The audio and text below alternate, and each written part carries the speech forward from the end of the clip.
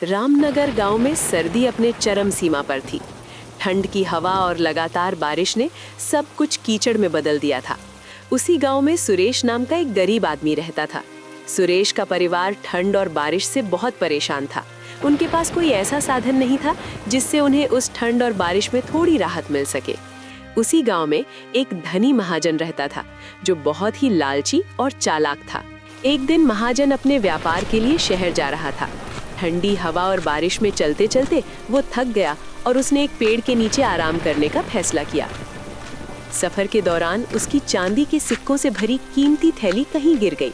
उसने घंटों अपनी थैली तलाश की मगर थैली का कोई पता नहीं चला। तब उसने गांव में घोषणा करवाने का फैसला किया। सुनो सुनो सुनो, रामनगर के लोगों, मेरी बात ध्यान से सुनो। महाजन जी की चांदी के सिक्कों से भरी एक थैली कहीं खो गई है। जो भी गांव का व्यक्ति उस थैली को तलाश कर महाजन जी को लौटा देगा, उसे 20 चांदी के सिक्के इनाम में दिए जाएंगे। इस ठंड और बारिश में अपनी किस्मत आजमाओ और तुरंत थैली की खोज शुरू करो। अरे ये महाजन हमें क्या मूर्ख समझता है कि इस ठंड और बारिश में हम उसकी चांदी के सिक्कों की थैली ढूंढते फिरें? और मान भी लो कि किसी गांव वाले ने थैली ढूंढकर व्यापारी को लौटा दी तो वो उसे एक चांदी का सिक्का भी नहीं देगा। ये सब उसके लालच की चाल है। तुम सही कहते हो भाई। अगर मुझे वो थैली मिल गई तो मैं कानों कान किसी को खबर भी नहीं होने दूंगा। ऐसे ही पूरे 4 दिन गुजर गए, लेकिन महाजन की चांदी के सिक्कों की थैली का कुछ पता नहीं चला। वो घोषणा करने वाले से कहने लगा, वो थैली मेरी जिंदगी भर की कमाई है। बरसों तक मैंने दिन रात मेहनत की है, तब जाकर ये चांदी के सिक्के इकट्ठे हुए हैं। मुझे नहीं लगता कि इस ठंड और बारिश में कोई मेरी थैली ढूंढने की कोशिश करेगा। अगर किसी को वो थैली मिल गई और उसने ईमानदारी से लौटा दी तो मैं उसे उसकी मेहनत के बदले एक चांदी का सिक्का दे ही दूंगा। लेकिन अगर किसी ने चालाकी करने की कोशिश की तो मैं उसे बख्शूंगा नहीं। महाजन जी, आप बिल्कुल चिंता मत कीजिए, आपकी थैली आपको जरूर मिल जाएगी। मैं पूरे गांव में अपने आदमी फैला दूंगा। जैसे ही वो थैली किसी को मिलेगी वे तुरंत हमें खबर कर देंगे। उधर सुरेश की पत्नी शीतल अपने पड़ोसन राधिका के साथ अपने घर के बाहर बैठी थी। राधिका, इस बार की ठंड और बारिश तो जान लेकर ही छोड़ेगी। ऐसी ठंड और बारिश मैंने अपने जीवन में कभी नहीं देखी। मेरे घर में अनाज का एक दाना भी नहीं बचा और बच्चे भूख से तड़प रहे हैं। शीतल, मेरे दिल का दर्द भी तुझसे कुछ कम नहीं है। इस ठंड और बारिश की वजह से ना दिन ठीक से गुजरता है ना ही रात कटती है। दिनेश भी दिन रात इस ठंड और बारिश में खेतों में मेहनत करता रहता है, लेकिन फिर भी कुछ हासिल नहीं होता। बस किसी तरह घर का गुजारा ही हो पाता है। हाँ राधिका, तुम सच कहती हो। मेरे पति भी दिन भर मजदूरी करते हैं, मगर जो कमाते हैं वो पेट भरने के लिए भी काफ़ी नहीं होता। कभी कभी तो मैं सोचती हूँ, क्या हमारी ज़िंदगी हमेशा ऐसी ही रहेगी? न जाने वो दिन कब आएगा जब हमारे घर में भी हर सुख सुविधा होगी। अच्छा शीतल, अब मैं चलती हूँ। राधिका शीतल के घर से चली जाती है। उतने में ही सुरेश आ जाता है। शीतल अपने पति से कहती है, हर दिन तुम्हें इस ठंड और बारिश में खेतों में भीगते देखकर मेरा दिल टूट जाता है। तुम्हारी इतनी मेहनत के बदले बस 2 रोटियां ही नसीब होती हैं। तुम अपनी मजदूरी के पैसे क्यों नहीं बढ़वा लेते? तुम ठीक कहती हो शीतल, मैं आज से अपनी मजदूरी बढ़वाऊंगा। एक दिन के काम के बदले इतना तो मिलना ही चाहिए कि हम कम से कम एक दिन का गुजारा ठीक से कर सकें। दोनों आपस में बात कर ही रहे थे कि उतने में गांव का जमींदार सुरेश के घर आता है और सुरेश से कहता है, सुरेश, खेतों में पानी भर गया है। तुम खेतों में जाकर पानी बाहर निकालने का इंतजाम करो। मैं कुछ दिनों के लिए बाहर जा रहा हूँ। मेरे लौटने तक सारा काम पूरा हो जाना चाहिए। जमींदार जी, मैं आपका काम करने को तैयार हूँ, लेकिन इस ठंड और बारिश में खेतों से पानी निकालना आसान नहीं है। बारिश में मेरा शरीर ठंड से अकड़ जाता है। इसलिए जमींदार साहब, अब मैंने अपनी मजदूरी बढ़ा दी है। एक दिन के काम के लिए 300 रुपए देने होंगे। यही मेरी मेहनत का हक है, ताकि मेरा परिवार भूखा न सोए। 300 रुपए? ये क्या मजाक है सुरेश? कहीं तू पागल तो नहीं हो गया या तेरा दिमाग घास चरने चला गया है? एक दिन की मजदूरी डबल कर दी। 150 रुपए में गांव के बहुत से लोग काम करने को तैयार हैं। मैं तो तुम्हें मेहनती और ईमानदार समझता था, लेकिन तुम तो लालची निकले। 300 रुपए कोई नहीं देने वाला। एक दिन की मजदूरी के लिए तुम भूखे ही मरोगे। जमींदार ताने मारकर चला जाता है। सुरेश उदास होकर शीतल से कहता है, शीतल, तुमने देखा, मेरी मेहनत की कीमत सुनते ही जमींदार को कितना गुस्सा आ गया। मैं दिन रात भीग कर काम करता हूँ। कभी कभी लगता है कि इस गांव में मेरी ईमानदारी ही मेरी सबसे बड़ी कमजोरी है। सुरेश, आपकी ईमानदारी आपकी कमजोरी नहीं बल्कि आपकी सबसे बड़ी ताकत है। इस बारिश में आपकी हालत देखकर मेरा मन टूट जाता है। आप जरा भी चिंता मत कीजिए, मैं आपके साथ हूँ। शीतल, तुम्हारा साथ ही मेरा सबसे बड़ा हौसला है। अब से मैं 300 रुपए ही लूंगा, चाहे कोई काम दे या न दे। इतना कहकर सुरेश ठंडी हवा और बारिश में काम की तलाश में निकल पड़ता है।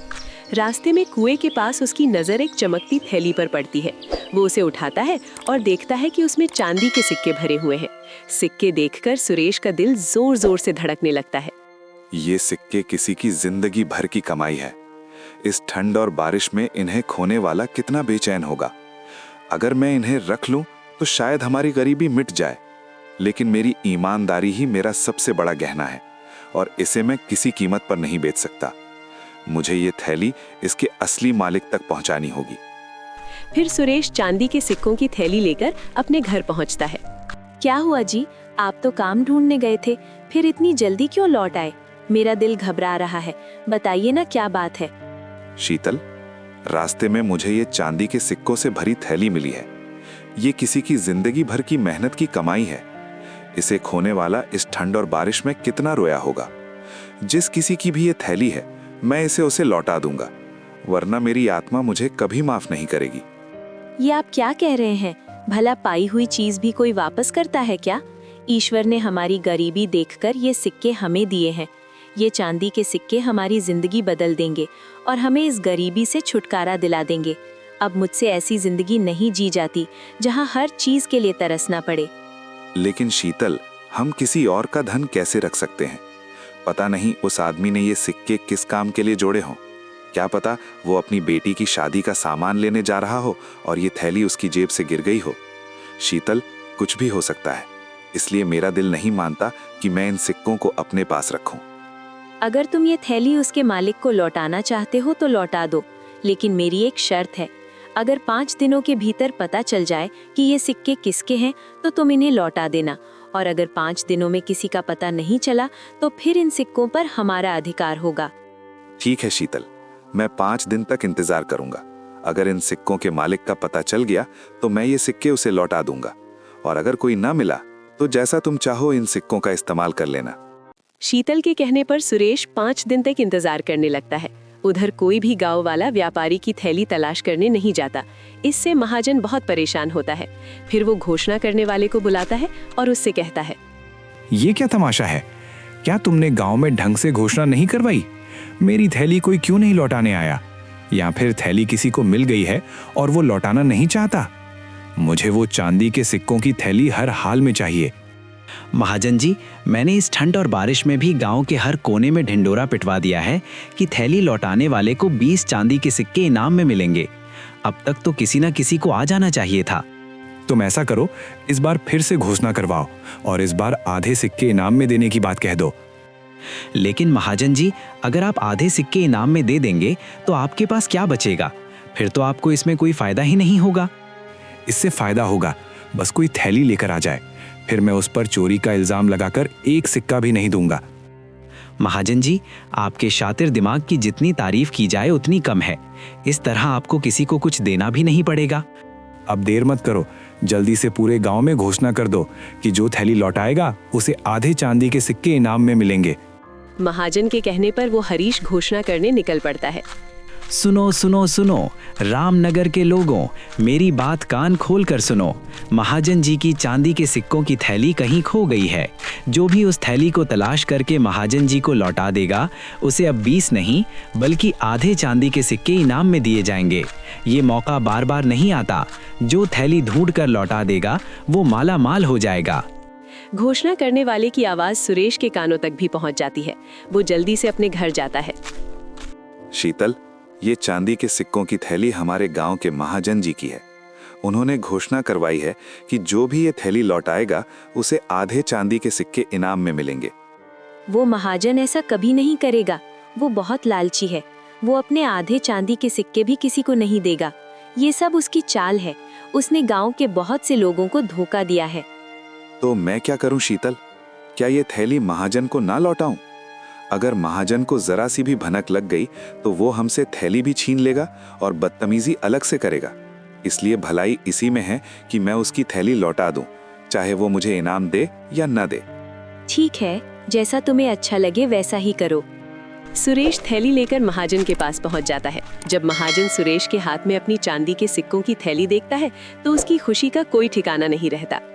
महाजन जी, मेरा नाम सुरेश है। ये आपकी चांदी के सिक्कों की थैली मुझे कुएं के पास मिली थी। मैं इसे आपको लौटाने आया हूं। लीजिए आपकी अमानत। मैं तो मान ही बैठा था कि अब मुझे मेरी थैली कभी नहीं मिलेगी और मैं बर्बाद हो जाऊंगा, लेकिन तुमने मेरी थैली लौटाकर मेरा व्यापार बचा लिया। महाजन ये कह ही रहा था कि तभी वो सोचने लगता है कि अब ये सुरेश मुझसे अपना इनाम मांगेगा, लेकिन मैं इसे ऐसा सबक सिखाऊंगा कि ये इनाम मांगना भूल जाएगा। ये सोचकर महाजन चांदी के सिक्के गिनने लगता है। फिर सुरेश से कहता है, इस थैली में 100 चांदी के सिक्के थे, लेकिन अब इसमें तो केवल 50 ही हैं। लगता है तुमने अपना इनाम पहले ही निकाल लिया। चलो, अच्छा ही किया। वैसे भी मुझे तुम्हें इनाम तो देना ही था। महाजन की ये बात सुनकर सुरेश घबरा जाता है और महाजन से कहता है, आप ये क्या कह रहे हैं महाजन जी?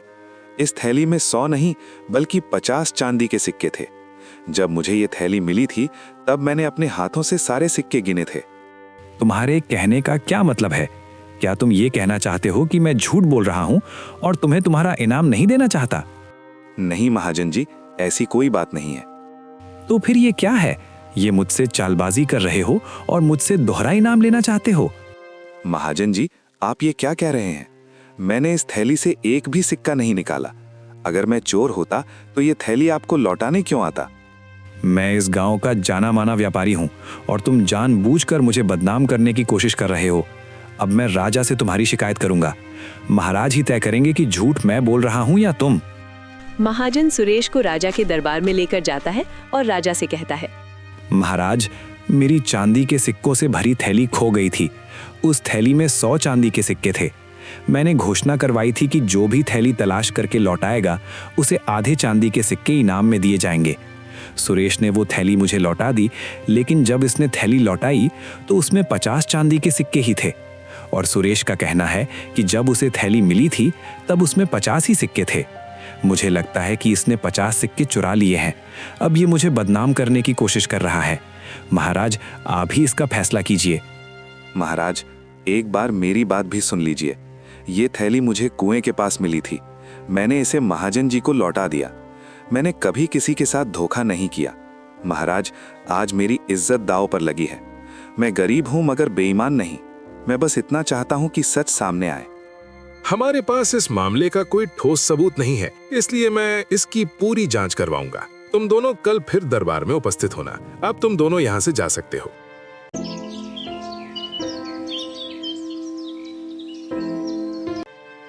एक दिन बाद राजा दोनों को फिर बुलाता है और उनसे कहता है, महाजन, तुमने कहा था कि तुम्हारी थैली में 100 चांदी के सिक्के थे।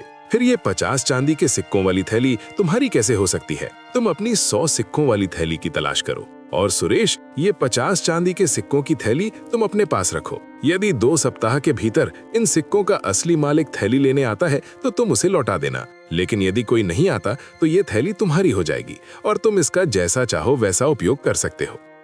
महाराज की बात सुनकर महाजन गुस्से से तिलमिला उठता है, मगर वो कुछ भी नहीं कर सकता। वो अपने ही जाल में फंस चुका होता है, इसलिए चुपचाप अपने घर लौट जाता है। महाजन के जाने के बाद राजा सुरेश से कहता है, सुरेश, मैंने पहली ही नजर में महाजन का लालच भांप लिया था। वो तुम पर झूठा आरोप लगा रहा था, इसलिए उसे उसके कर्मों का फल मिलना ही था। अब तुम अपने घर जा सकते हो। ये सिक्के अब तुम्हारे हैं और इन पर केवल तुम्हारा ही अधिकार है। महाराज, आप बहुत महान हैं। हम सचमुच बहुत खुश नसीब हैं कि हमें आपके जैसा न्यायप्रिय राजा मिला। महाराज सुरेश से खुश होकर उसे ढेर सारा धन देते हैं। उसके बाद सुरेश अपने घर लौट जाता है। फिर वो अपनी पत्नी को सारी बातें बताता है कि किस तरह राजा ने उस लालची और धोखेबाज महाजन को सबक सिखाया। ये सुनकर शीतल बहुत खुश होती है। ये सब तुम्हारी सच्चाई और ईमानदारी का ही चमत्कार है। मुझे विश्वास ही नहीं हो रहा कि महाराज ने वे सिक्के हमें दे दिए और तुम्हारी ईमानदारी से खुश होकर इतना सारा धन भी दिया। लेकिन अब मैं चाहती हूँ कि तुम महाजन जी के सिक्के वापस कर दो। उसे अपने लालच की सजा मिल चुकी है। वो समझ गया है कि झूठ बोलने का अंजाम क्या होता है। ये उसकी मेहनत की कमाई है, इसलिए उसी के पास जानी चाहिए। किसी का हक मारना हमें शोभा नहीं देता। शीतल, तुमने मेरे मन की बात कह दी। चाहे महाजन ने मेरे साथ कितना भी गलत किया हो, अगर हम उसकी थैली रख लें तो हमारी ईमानदारी का क्या मूल्य रह जाता है। मैं इसे लौटाने जा रहा हूँ। सुरेश थैली लेकर महाजन के पास पहुंच जाता है। सुरेश को देखकर महाजन गुस्से में आ जाता है और सुरेश से कहता है, अब क्या लेने आया है सुरेश? चांदी के सिक्के तो तुम्हें मिल ही गए, अब क्या मेरी जान लेने आया है? मैं आपकी जान नहीं बल्कि आपके सिक्के लौटाने आया हूँ। मैं नहीं चाहता कि मेरी वजह से आपके साथ कोई अन्याय हो। लीजिए अपने चांदी के सिक्कों की थैली। सुरेश, आज तुमने मेरी आंखें खोल दी। मैंने लालच में अंधा होकर तुम पर झूठा इल्जाम लगाया।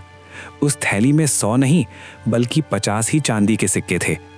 मैंने तुम्हारे जैसे भले और सच्चे इंसान को बदनाम करने की कोशिश की। मैं तुम्हारा गुनहगार हूं। सुरेश, मुझे माफ कर दो। आज मैंने सीख लिया कि असली अमीरी धन में नहीं बल्कि ईमानदारी में होती है। महाजन जी, आपको अपनी गलती का एहसास हो गया, मेरे लिए यही सबसे बड़ा इनाम है। इंसान गलतियां करता है, लेकिन जो उन्हें सुधार ले वही सच्चा इंसान होता है। बस अब आप किसी और के साथ ऐसा मत करना। सुरेश, तुमने सिर्फ मुझे मेरी थैली नहीं लौटाई बल्कि मुझे एक नया जीवन भी दिया है। मैं वादा करता हूं कि अब लालच और चालाकी छोड़कर हमेशा ईमानदारी से अपना व्यापार चलाऊंगा। अंत में महाजन को अपनी गलती का एहसास हो जाता है और वो ईमानदारी से अपना व्यापार करने लगता है। सुरेश भी अपनी पत्नी शीतल के साथ सुख चैन से जीवन बिताने लगता है।